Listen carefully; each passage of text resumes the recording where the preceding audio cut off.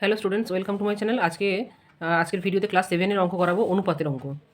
এটা কোষে দেখি 2.1 লিখে নিই। কোষে দেখি 2.1 থেকে আজকে অঙ্ক করাবো ক্লাস 7কে। আচ্ছা, প্রথমেই দেখো একের দাগের অঙ্কটা কী বলা হয়েছে। একের দাগের অঙ্কটা বলা হয়েছে 1 কিগ্রা চালের দাম 40 টাকা ও 1 কিগ্রা ডালের দাম 100 টাকা।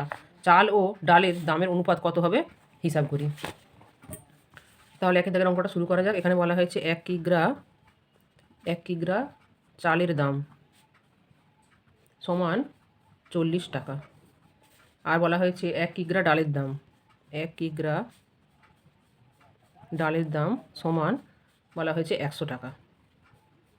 তাহলে চাল ও ডালের দামের অনুপাতটা চেয়েছে। তাহলে অতএব লিখব, অতএব চাল ও ডালের দামের অনুপাত সমান আমরা কি লিখব, 40:100, 40:100। আচ্ছা, অনুপাতের যে কোনো অঙ্ক করার নিয়ম, প্রথমে অনুপাতে প্রকাশ করলাম, তারপরে এই অনুপাতের প্রথম সংখ্যাটাকে বলা হবে পূর্বপদ, আর দ্বিতীয় সংখ্যাটাকে আমরা বলবো উত্তরপদ। তাহলে পূর্বপদকে আমরা বসাবো লবের জায়গায়, আর উত্তরপদকে বসাবো হরের জায়গায়। লব বাই হর এই আকারে সাজিয়ে নিলাম। এবার আমরা কাটাকুটি করবো। দেখো 0 0 কেটে গেল। 0 0 কাটার অর্থ কি, 10 দিয়ে ভাগ করা। তারপরে 2 দিয়ে কাটাকুটি করবো। 2 দুগুণে 4, 2 5-এ 10 সমান 2-এর 5 সমান 2:5। এইভাবে অনুপাতের অঙ্কগুলো লঘিষ্ঠ আকারে প্রকাশ করতে হবে, তারপরে অনুপাতটা ছোট করে বের করতে হবে। হয়ে গেল প্রথম অঙ্কটা। এরপরে দেখো 2-এর অঙ্কটা, একটা ত্রিভুজের অঙ্ক দেওয়া আছে। এখানে কোণ এর মান হচ্ছে 60 ডিগ্রি, কোণ বি এর মান 50 ডিগ্রি এবং কোণ সি এর মান 70 ডিগ্রি দেওয়া আছে। তোমাকে বার করতে হবে কোণ B A C is to কোণ A B C is to কোণ এ সি বি সমান কত মান। আচ্ছা, এখানে একটু ভালো করে বুঝে নাও, কোণ বি এ সি, এখানে এ মাঝখানে আছে, তাহলে এখানে এ কোণটার কথা বলা হয়েছে, অর্থাৎ 60 ডিগ্রি। এই কোণটার মান 60 ডিগ্রি। তারপরের কোণটা দেখো এ বি সি বলা হয়েছে, তাহলে মাঝখানে কে আছে, বি আছে, তাহলে এখানে বি কোণটার মান কত ডিগ্রি দেখো, 50 ডিগ্রি। আর শেষেরটা এ সি বি, মাঝখানে সি আছে, তাহলে সি কোণটার মান হলো 70 ডিগ্রি। এই তিনটে কোণের অনুপাত বার করতে বলা হয়েছে। অতএব কোণ B A C is to কোণ A B C is to কোণ এ সি বি সমান, তাহলে প্রথমে এ কোণের মান 60 ডিগ্রি ইজ টু, তারপরে বি কোণের মান 50 ডিগ্রি ইজ টু সি কোণের মান 70 ডিগ্রি। দেখো 60, 50 আর 70 এই তিনটে সংখ্যাকে আমরা 10 দিয়ে ভাগ করতে পারবো, 10 ডিগ্রি দিয়ে ভাগ করে দেবো সবাইকে।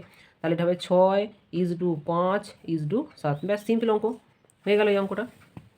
এরপরে 3-এর দাগের অঙ্কটা দেখো, বলা হয়েছে একটি পেন্সিলের দাম 3 টাকা ও একটি লজেন্সের দাম 50 পয়সা। একটি পেন্সিল ও একটি লজেন্সের দামের অনুপাত হিসাব করি। দেখো, আমরা যখন অনুপাত বের করবো তখন দুটোকেই একই এককে আনতে হবে। এখানে টাকা আছে আর এখানে পয়সা আছে, তাহলে কিন্তু অনুপাত বার করা যাবে না। তাহলে কি করতে হবে, এই টাকাটাকে আমরা 100 দিয়ে গুণ করে পয়সা বের করবো, কারণ 1 টাকা সমান 100 পয়সা। আচ্ছা দেখো, তাহলে 3-এর অঙ্কটা যেটা বলা হয়েছিল। আচ্ছা, 2-এর দাগের অঙ্কটা, এই পোর্শনটা তোমরা একটু দেখে নাও। 60, 50 আর 70-এর যে অনুপাতটা আমরা বার করলাম, 10 দিয়ে ভাগ করে 6:5:7, এই অঙ্কটা তখন ভিডিওতে দেখা যায়নি, একটু দেখে নেবে এই অঙ্কটা। আচ্ছা, এরপর 3-এর অঙ্কটা শুরু করছি। আমরা প্রথমে লিখব একটি পেন্সিলের দাম 3 টাকা। একটি পেন্সিলের দাম সমান 3 টাকা। তাহলে 1 টাকা সমান যেহেতু 100 পয়সা হবে, তাহলে 3 গুণিত 100 পয়সা করে নেবো, সমান 300 পয়সা। একটি পেন্সিলের দাম হয়ে গেল। একটি লজেন্সের দাম, এবার বলা হচ্ছে একটি লজেন্সের দাম সমান 50 পয়সা। অতএব একটি পেন্সিল ও একটি লজেন্সের দামের অনুপাত, অতএব একটি পেন্সিল ও একটি লজেন্সের দামের অনুপাত সমান, একটি পেন্সিল ও একটি লজেন্সের দামের অনুপাত সমান 300:50। পেন্সিলের দাম ছিল 300 পয়সা, লজেন্সের দাম 50 পয়সা, 300:50 হয়ে গেল। এবার আমরা লব বাই হর আকারে সাজিয়ে নেবো, উপরে 300 আর নিচে 50। 0 0 কেটে দাও, 5 1 5, 5 6 30, তাহলে উপরে 6 নিচে 1 সমান 6:1 হয়ে গেল অঙ্কটা।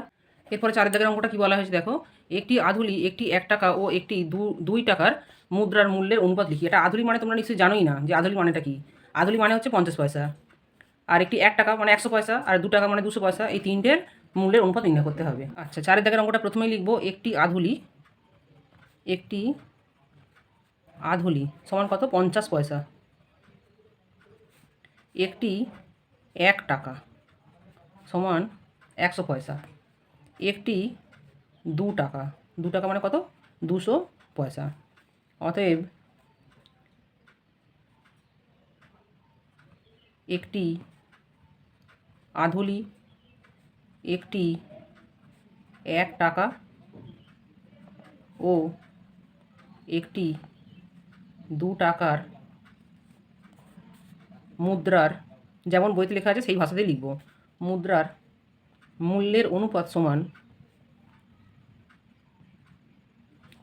সমান, তাহলে আধুলির জায়গায় লিখবো 50:100:200। দেখো একটা জিনিস লক্ষ্য করো, সবাইকে কিন্তু 50 দিয়ে ভাগ করা যাবে, 50 দিয়ে সবাই বিভাজ্য, তাহলে 50 একে 50, 50 দুইয়ে 100, আর 50 চারে হচ্ছে 200, তাহলে অনুপাতটা হবে 1:2:4।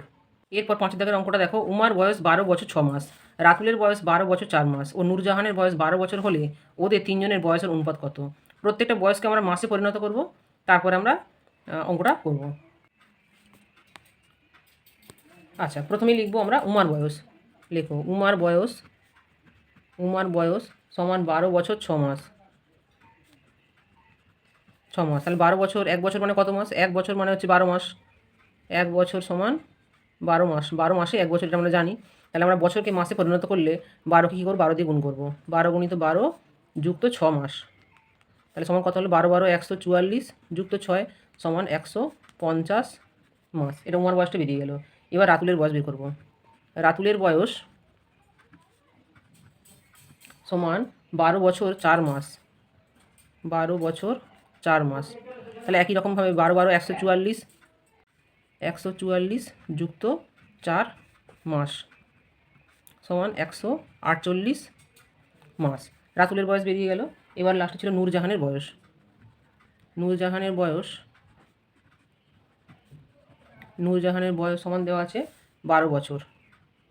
12 বছর সমান 12 গুণিত 12 অর্থাৎ 144 মাস।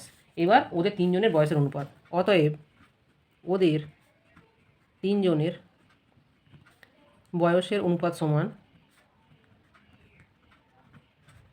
কত হবে? দেখো প্রথমটা ছিল 150:148:144।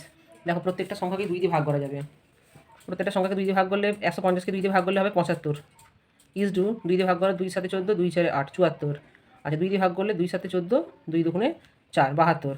এবার দেখো 2 দিয়ে 74 আর 72কে ভাগ করা যাবে, কিন্তু 75কে ভাগ করা যাবে না।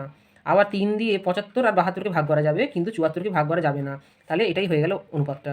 অতএব ওদের তিনজনের বয়সের অনুপাত 75:74:72 হয়ে গেল অঙ্কটা। আজকের ভিডিও এই পর্যন্তই। এর পরের ভিডিওতে বাকি অঙ্কগুলো সবই করানো হবে। তোমরা অবশ্যই আমার চ্যানেলটা সাবস্ক্রাইব করবে আর অবশ্যই একটা লাইক দেবে।